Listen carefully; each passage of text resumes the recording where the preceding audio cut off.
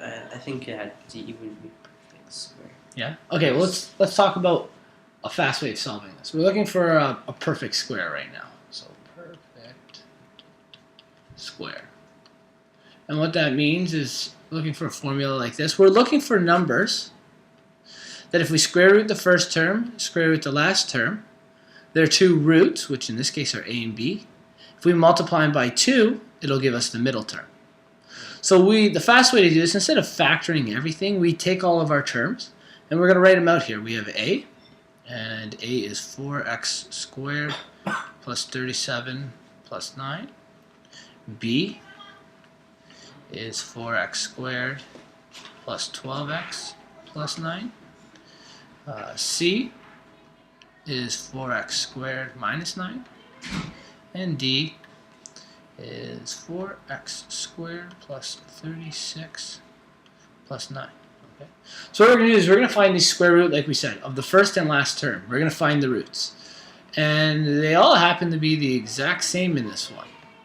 Right? The first and last term in all of these are all the same term. So what is the square root of 4x squared? 2. 2 what? 2x. Yeah, technically there's an x, right? So 2x is the answer to all of the first terms. And what's the square root of our 9? 3. 3. It's just 3 in these ones, right? And even though this is negative, this is a special case. We'll talk about how you factor that one. Okay. So we said that we find the root of each of these, right? And in this case, we found the root being a and b. And if we take a and b and multiply them by 2, we get 2ab. That's what the middle term is going to be. So we're going to take these two terms and multiply them. What will we get when we multiply them? 6. And we got to multiply that by 2. So it's 12. So we're looking for 12 as a middle term. Is this a 12? No. Is this? Yeah. Probably what we're going to look. We'll look at this one. Is there a middle term here?